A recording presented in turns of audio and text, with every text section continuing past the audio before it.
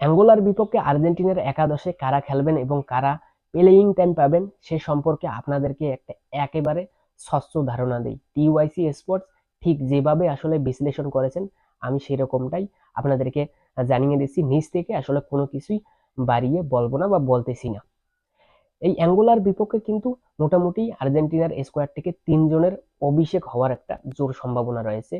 তার মধ্যে ওয়াকিন পানিসেলি, প্রেস্তিয়ানি এবং ম্যাকঅ্যালিস্টারের ভাই কেভিন ম্যাকঅ্যালিস্টারের আসলে অভিষেক হতে পারে।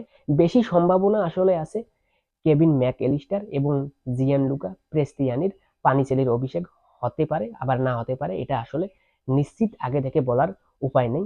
তার সম্পর্কে খুব বেশি একটা আসলে লেখা হয়নি।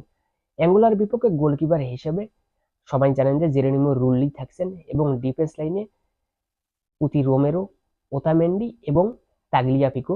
আর রাইট ব্যাকে যেহেতু মলিনা নেই তার পরিবর্তে নিশ্চিতভাবে একাদশে থাকবেন হুয়ান ফয়েদ। আর অপরদিকে রোমেরো পুরোপুরি যদি ফিট না থাকেন তাহলে আসলে তার পরিবর্তে শুরু করবেন মার্কোস সেনসি। আর মিডফিল্ডে ম্যাকঅ্যালিস্টার এবং ডিপল অবশ্যই থাকবেন এবং আর তৃতীয় মিডফিল্ডার হিসেবে নিকো পাস অথবা লো সেলসো, এই দুইজনের যে কোনো একজনকে নিউনেল স্কেলনি খেলাবেন সেটা এখনো আসলে ডিসিশন নেয়নি। আর অ্যাটাক লাইনে নিউনেল মেসির সাথে থিয়াগো আলমাদা এবং লাউতারো মার্টিনেজই থাকবেন।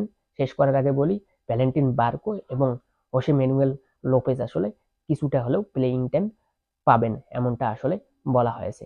শেষ পর্যন্ত কে থাকবেন একাদশে কে না থাকবেন এটা আসলে নিশ্চিতভাবে আসলে কারো পক্ষে বলা সম্ভব না। শেষ পর্যন্ত আসলে ডিসিশন চেঞ্জ করার ক্ষমতা নিউনেল স্কলনির হাতে যেহেতু থেকে যায়, তাই যে কোনো কাউকে তিনি যে কোনো সময় আসলে পরিবর্তন করে খেলাতে পারেন। যাই হোক, ভালো থাকবেন। দেখা হচ্ছে ফুটরানের পরবর্তী ভিডিওতে।